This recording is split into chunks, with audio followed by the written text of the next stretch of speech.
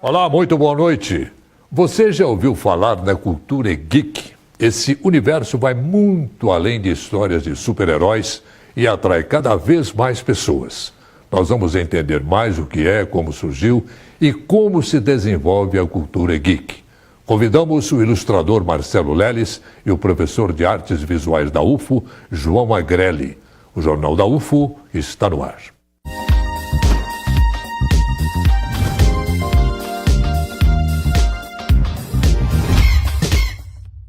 As histórias em quadrinhos ou HQs fazem parte do universo geek na UFO. E há um evento dedicado a falar sobre este assunto. Nós vamos conferir na reportagem. Para alguns já é paixão. Outros ainda não conhecem muito, mas têm curiosidade. Durante 3 dias, os fãs de histórias em quadrinhos se reúnem no primeiro encontro UFO de HQ. O Encontro UFO de HQ é uma colaboração entre o Instituto de Arte e a Faculdade de Educação através do seu curso de jornalismo para pensar a cultura dos quadrinhos. Ele não é um evento necessariamente científico, ele é um evento para trazer a comunidade de quadrinhos, ensinar um pouco essa técnica de linguagem e um pouco conversar sobre isso. Na programação tem palestras, conversas e oficinas, como a de Rainer. Ele se formou em artes visuais na UFO e é tão fã de HQ que fez delas profissão. Eu já trabalhei como colorista, né, para Marvel, mais para DC mesmo e outras editoras menores assim. E atualmente com quadrinhos eu trabalho fazendo quadrinhos autorais para mim mesmo. Eu escrevo, desenho, coloro e tento publicar e vender. No Encontro UFO de HQ, ele foi convidado para falar sobre a etapa de colorização. Aqui na oficina eu estou mostrando algumas possibilidades de processo de colorização, né? Porque, embora às vezes pareça tudo muito parecido, existem várias formas de fazer essa colorização para o quadrinho, utilizando ferramentas diferentes no computador, utilizando técnicas diferentes de iluminação, luz e sombra, teorias de cor, vai ser bem por aí. O universo das histórias em quadrinhos é variado. Elas estão nos gibis que marcaram a infância de muita gente. E quem nunca assistiu X-Men, Mulher Maravilha ou Superman, se não viu, pelo menos já deve ter ouvido falar. Super-heróis como eles não nasceram no cinema, já salvavam o planeta nas páginas de HQs antes de aparecer nas telonas. As histórias em quadrinhos também têm trajetória e nem sempre estiveram nos gibis ou livros. No começo do jornal, teve uma seção que é a famosa seção de tiras, onde histórias ficcionais começaram a aparecer em quadrinhos. E por isso que tem esse nome, História em Quadrinhos, que é aliar texto com imagem para contar uma história ficcional e que encantasse. Essa técnica se desenvolveu tanto que depois virou revistinhas, que são os gibis, ou a revista em quadrinhos, a famosa HQ aqui no Brasil. A chegar a um ponto que a partir dos anos 70 e 80 começou a virar livros isso, livros inteiros desenhados dessa maneira, que a gente chama graphic novels. Então, o quadrinho é a técnica de ligar texto com imagem, onde uma narrativa ela vai ser contada tanto sobre a forma textual como sobre a forma visual simultaneamente. E isso que é importante, é um pouco isso que a gente está mostrando aqui, que os dois lados é importante. Não é só escrever, ou escrever só dá para você escrever um livro, ou não é só desenhar, porque desenhar você só está fazendo uma ilustração. O quadrinho é a junção das duas. Muito bom. Os nossos convidados de hoje para o nosso debate são o ilustrador Marcelo Leles e o professor de artes visuais da UFO, João Agrelli. Marcelo, muito boa noite, seja muito bem-vindo. Boa noite, obrigado. Tá bom? Muito obrigado pela presença, boa noite. Marcelo, começando com você. O mundo geek é um mundo à parte da realidade, é uma fuga através dos quadrinhos, da arte, como é que é isso? Eu acho que é uma cultura bastante contemporânea, né? Acho que essas grandes feiras de quadrinhos, elas trouxeram outros elementos para a história em quadrinho que antigamente não existiam, eu acho, né? Por exemplo, ela mistura muito cinema com histórias em quadrinhos, tanto que nas feiras, Comic Con, por exemplo, você tem lá naquelas grandes feiras, os personagens de quadrinhos se tornam heróis dos filmes, por exemplo. Então, isso traz os fãs de quadrinho, eles têm fazer esse upgrade, né? Ou seja, antigamente a gente só lia, agora a gente vê na tela.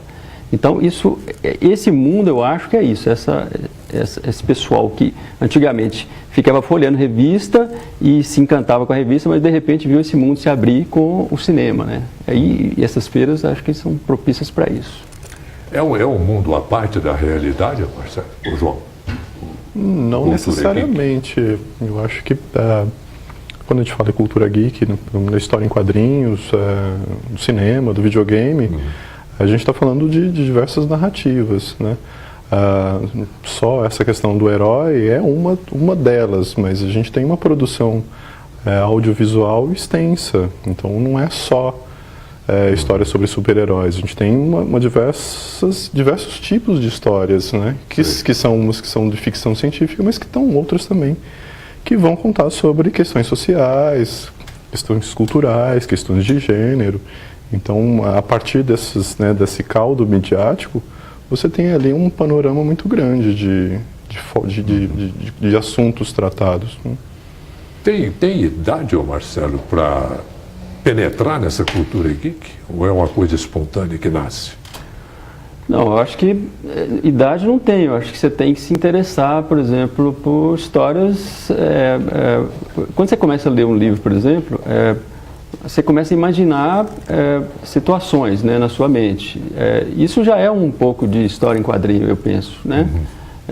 A gente só transporta isso para o papel, com imagens, né? Porque aí você vincula essas coisas. Quando eu fui para fora, uma vez numa feira, eu vi crianças de, 4 anos com um livro maior que eles, quadrinho. A gente não via muito isso aqui no Brasil. Mas, recentemente, eu comecei a ver essas grandes feiras aqui no Brasil, que os meninos já começam a se interessar mais por história em quadrinho. E daí, por esse universo completo que ele traz, né? Essa cultura geek, o João, de alguma forma, ela produz uma inclusão social da pessoa? Bom, se você inclusão social dentro de um meio, sim, eu acho que ela é um tipo de tribo, né? Sei. A gente usa esse termo agora. Isso eu ia te perguntar, se é o tipo de uma tribo.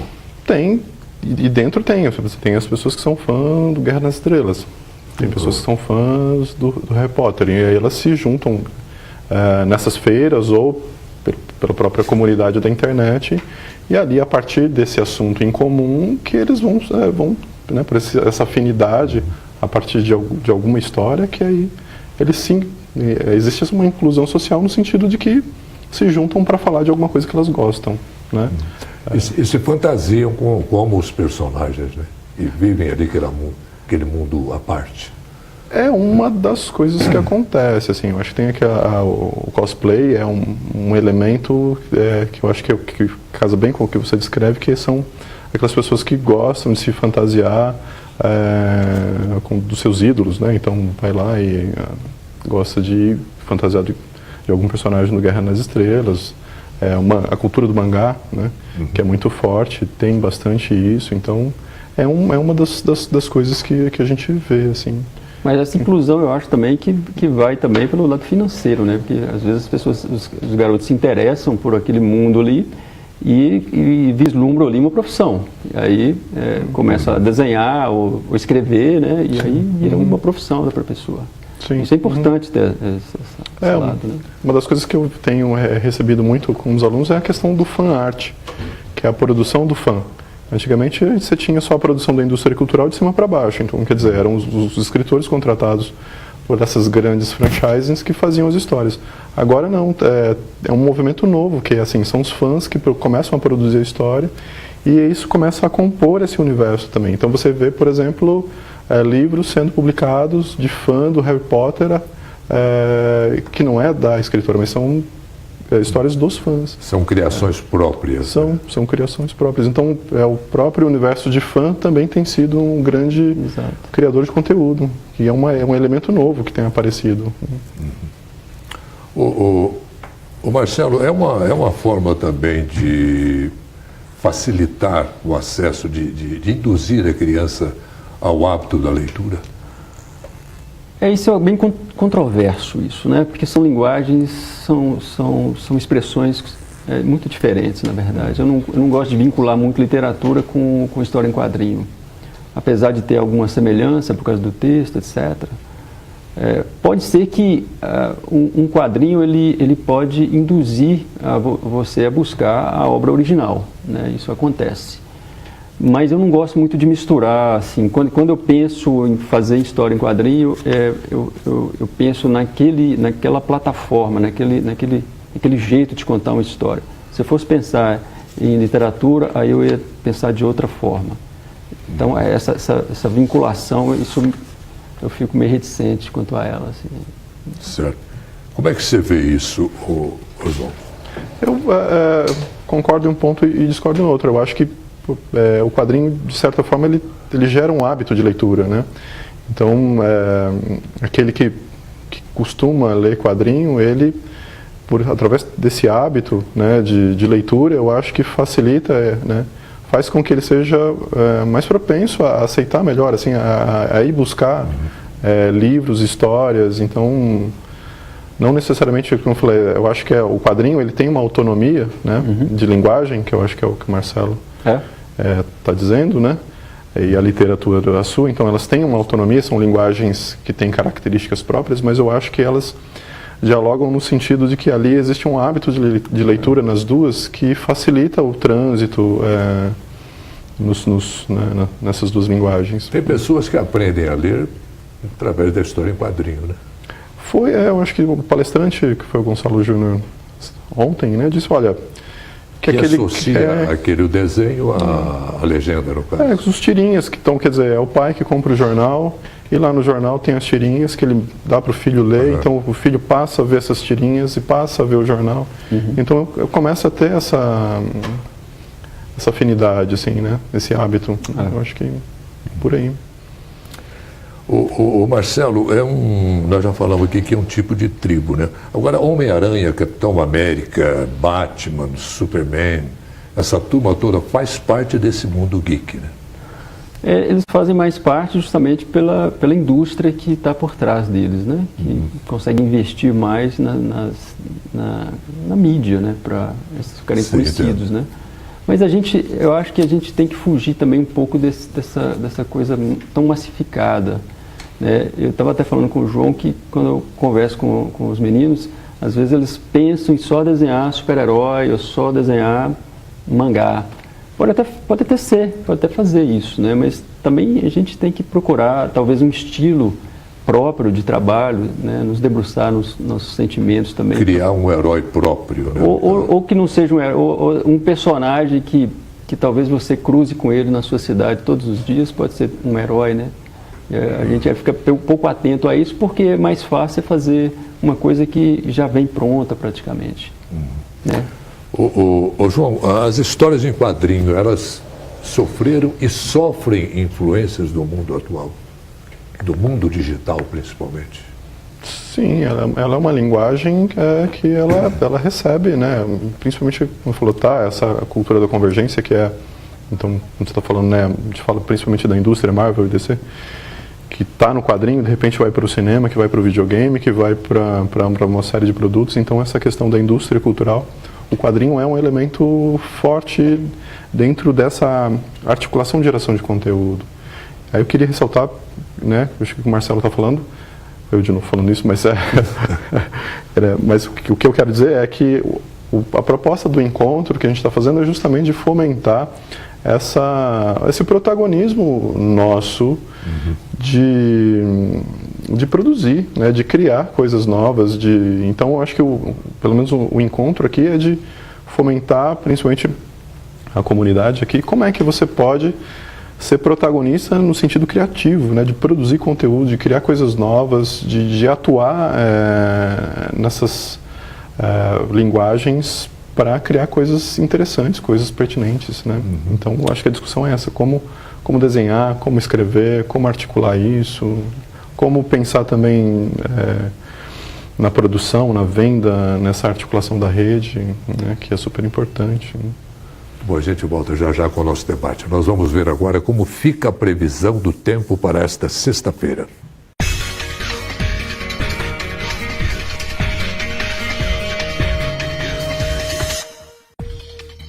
Hoje o dia foi caloroso, mas amanhã, em Uberlândia, mesmo com sol forte e tempo seco, as temperaturas voltam a cair, mínima de 15 e máxima de 21 graus. Em Monte Carmelo pode chover a qualquer hora. O tempo já amanhece nublado com curtas aberturas de sol, mínima de 14 graus e máxima de 24. Em Tuiutaba não deve chover. Céu aberto durante todo o dia com predomínio de sol. O calor continua, mas os termômetros recuam um pouco, mínima de 16 graus e máxima de 27. Em Patos de Minas também não chove, quase nenhuma nuvem no céu e a sensação térmica deve voltar a cair, mínima de 15 e máxima de 21 graus. Em Patrocínio, a previsão é de céu com muitas nuvens já pela manhã e possibilidade de chuva forte a qualquer momento, mínima de 9 graus e máxima de 22.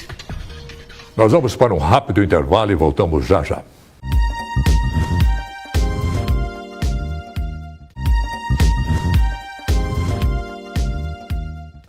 Você conhece alguma pessoa que se considera geek? Geralmente é alguém que gosta muito de uma história em quadrinhos, um filme ou até mesmo um alucinado por futebol. Nossa equipe conheceu um pesquisador que faz parte da cultura geek. HQs, mangás, obras da literatura como O Senhor dos Anéis e Harry Potter, filmes da franquia Star Wars ou as séries do momento, Game of Thrones e Stranger Things. Tem muita gente que é fissurada em produções como essas e, de tão fã, acaba se tornando um especialista no assunto. É o chamado geek. Bruno é um exemplo desse universo. Um geek, hoje em dia, nós podemos falar que é uma coisa muito maior do que simplesmente aquela pessoa que gosta de programação de computadores, gosta de ver alguns desenhos animados, tanto dos Estados Unidos quanto do Japão, que gosta muito também de quadrinhos ou mangás, que são os quadrinhos do Japão, por assim dizer. É aquela pessoa que gosta tanto de alguma coisa que não é tão popular, gosta tanto de alguma coisa que chega a ser diferente do que seja conformidade com aquilo. E se eu me considero um geek? Bom, a gente pode ver pela própria camiseta que sim, pelas próprias coisas que nós trazemos junto para nosso trabalho e que nós trazemos também para casa. O pesquisador adora coisas da cultura geek e conta que os gostos podem ir mudando ao longo do tempo. Além disso, ele é um grande colecionador de acessórios, mangás e figures. Eu gosto muito de acompanhar, sim, séries de ficção científica. Gosto muito de acompanhar mangás, que são os quadrinhos japoneses. Gosto muito de acompanhar animes, card games, board games e também, por que não dizer, diversos streams de RPG. Jogar ou falar sobre coisas do universo geek com os amigos é sempre mais interessante. Para o Bruno, a internet possibilita essa interação e ainda ajuda na hora de se informar sobre os lançamentos ou adquirir um objeto exclusivo. São jogos que a gente pode fazer e, graças à tecnologia de hoje, nós podemos estar aqui, uma outra pessoa está no Japão, uma outra pessoa está nos Estados Unidos e estamos todos jogando juntos, mesmo na mesma tela. Hoje nós temos um interesse muito maior das pessoas nessa cultura de alguma coisa que não é popular. E graças, como eu disse, à internet, nós temos ainda mais adeptos de pessoas que estão se tornando geeks sobre determinado assunto. Um dos nossos convidados é daqui de pertinho, de Montes Claros. Ele sempre gostou dessa área de desenhos, né, Marcelo? Conta um pouco aí da sua história para nós. Tá, eu vou contar uma história, já que eu estou num ambiente acadêmico aqui, que quando eu estudava, a diretora, minha mãe, chegou para a diretora e falou assim, ó, meu filho não vai conseguir aprender química. Não, química é difícil, não vai conseguir. Aí a diretora, sabiamente, sabia que eu sabia desenhar e ficava desenhando na sala também, fazia as histórias da escola toda. Ela falou assim para minha mãe, falando, não, vamos ajudar o Marcelo a estudar química, porque ele vai fazer outra coisa além de química. E terminei meus estudos e ela me ajudou realmente a entender um pouco a química. Eu consegui me formar lá na escola dela. E anos depois eu fiz uma revista chamada Saindo a Percurar. Foi minha primeira revista, meu primeiro... Como era o nome da revista? É um nome, é um português... Saindo a Percurar. É um português de Montes Claros, vamos dizer assim. Sim, sim. E eu fiz o livro, e o primeiro lugar que eu fui lançar foi em Montes Claros. Aí eu fiz uma grande exposição no Salão de Cultura, no Centro Cultural. E quem foi na exposição? Quem patrocinou? Uma das patrocinadoras, a diretora da escola. Eu tenho essa foto com ela. Uhum. Isso 15 anos depois de eu ter saído da escola. Aí ela falou para mim, tá vendo? Você tinha que fazer isso aqui. Porque era o meu sonho, era a minha aptidão, né? E o legal é que nessa exposição, igual o João está fazendo, foram muitos jovens e eu pude explicar para eles que é possível viver de ilustração. É possível se apostar nisso, né? Então eu estava mostrando para eles a exposição e dizendo que eu consegui fazer esse livro desse jeito, né? Agora, não basta ter o dom, né, Marcelo? Tem técnica, tem uma série de detalhes, né, para se tornar um ilustrador, um desenhista. Você tem que ter um espírito investigativo, né? Você tem que ter um talento, mas você também tem que observar o ambiente que você vive, você tem que ficar curioso com os materiais que estão à sua disposição. Eu faço aquarela, então eu nunca estou satisfeito com o que eu faço. Eu estou sempre pesquisando papéis novos, pincéis diferentes, técnicas de aquarela diferentes. Não com escolas, que às vezes a gente não consegue ir tanto, mas investigação própria, né? De treinamento mesmo, pessoal mesmo, de investigação pessoal. Isso é muito importante em qualquer profissão, de ilustrador também. Você tem que ter esse espírito investigativo, né? De procurar os elementos para facilitar, para melhorar seu trabalho, né? E isso não é só, o talento não vai trazer isso para você, né? É algo mais que você tem que procurar. A tecnologia ajuda muito. Bastante. Hoje em dia a tecnologia ela facilitou muito, principalmente nas histórias e quadrinhos, né? Colorir os trabalhos, etc. Apesar de que 98% do trabalho que eu faço é artesanal mesmo, aquarela. Domino a técnica de colorir em computador, essas técnicas digitais, mas eu sou mais procurado para fazer as técnicas tradicionais, que são ilustrações para literatura em aquarela, né? O quadrinho ele aborda mais a figura humana, né? do ser humano, ou não? Não, o quadrinho infinidade de coisas. Você pode abordar qualquer Mas, coisa. basicamente, vamos dizer assim, o que dá movimento ao desenvolvimento da história é a figura que aparece ali, o artista, o personagem. Sim, uma cor dá movimento. A cor é uma expressão também. Dependendo de onde que você joga a cor, onde que você joga a luz, é uma expressão, é uma narração.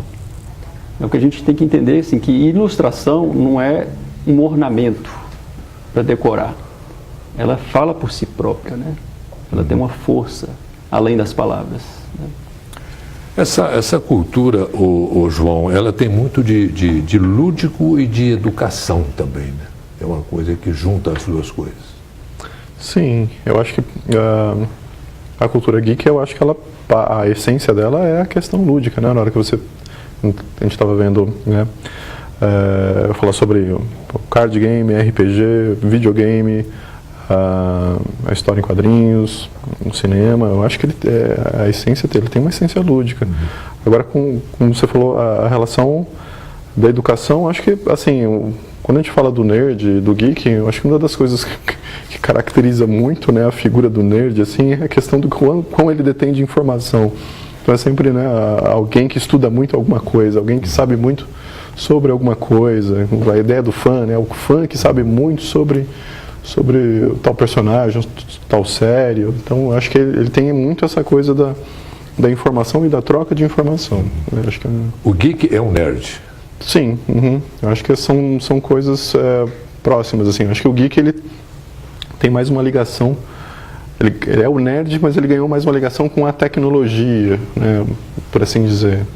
Mas ele vem dessa cultura nerd, né, dos anos 80, 70. Acho que ele vem que agora ela é bem aceita, está na moda, mas que antigamente era o menino que ele era o deslocado, né? Se você pensar anos 90, anos 80, o nerd ele era a figura do deslocado dentro, porque ele era aquele que não jogava futebol, ele era aquele que estudava, ele que desenhava, ele era aquele que... Era vítima de bullying, aquela coisa, né? Sim. Quando a gente tem um filme famoso que era A Guerra dos Nerds, que é um clássico, então era justamente, eles eram as pessoas que eram os deslocados do lugar, né? E agora mudou, né? Trocou a posição, assim. Enquanto ele era o deslocado, agora ele está... Nerd agora é quem não protagonista. Tá ali, agora. Agora o nerd ganhou protagonismo. Acho que por conta desse caldo midiático, acho que uma mídia trouxe ele para frente. Como é que você vê isso, Marcelo? Eu acho que você detém informações, eu acho que é legal, assim, né? Mas eu queria que eles produzissem mais também, igual o João está falando, né? Esses encontros são legais, assim, para trazer esse pessoal que tem essas informações todas, mas também tem que ter essa vontade de produção, né? Do fã produzir também alguma coisa, né? Que eu acho que tem muita coisa a dar, na verdade, né? Muita informação para processar aí através da arte também, né? E tem mercado para esse pessoal todo, Marcelo? Olha, mercado, ele existe, assim, não é, a gente, o problema de falar sobre se tem mercado, porque a gente se compara com outras profissões, na verdade, né? Eu faço história em quadrinho, atualmente eu estou fazendo para a França, uma história em quadrinho. Para a França? Acabei de fazer uma para o Brasil, que é um projeto pessoal. Eu sou ilustrador de livros de literatura e escritor. Então, eu não sou uma coisa só. Eu acho que a gente tem que começar a pensar, se eu sou um artista gráfico, ilustrador, escritor, eu posso pegar e fazer todas essas coisas. Então, quando a pessoa quer ser um profissional nas artes, ele tem que pensar dessa forma também. Tem vários ramos que ele pode seguir, ou todos ao mesmo tempo. É o que eu fiz. Porque todos me satisfazem e eu consigo conciliar todos. Mas pode ser que alguém só escreva. Então, que invista na escrita, que pesquise, que leia Graciliano Ramos, muito. Ou que só desenha, então pesquise o seu próprio trabalho, os materiais que vai usar, tecnologia. É um mundo mágico, né? Eu acho que sim, eu acho que é um mundo incrível. Muito bom. Bom, amanhã, dia 25 de maio, é Dia Nacional da Adoção. Nós vamos entender mais sobre como funciona o processo de adotar, os desafios que precisam ser enfrentados e como está a situação no Brasil. Mande suas dúvidas e comentários para o nosso Facebook, TV Universitária de Uberlândia. Participe com a gente. Marcelo, João, foi um prazer muito grande tê-los conosco em nosso Jornal da UFO de hoje. Muito obrigado. Uma pena que o tempo não seja o suficiente para a gente dissertar mais sobre essa coisa tão interessante que é a cultura geek. Muito obrigado. Obrigado. Boa noite. Obrigado. Uma boa noite a todos e até amanhã.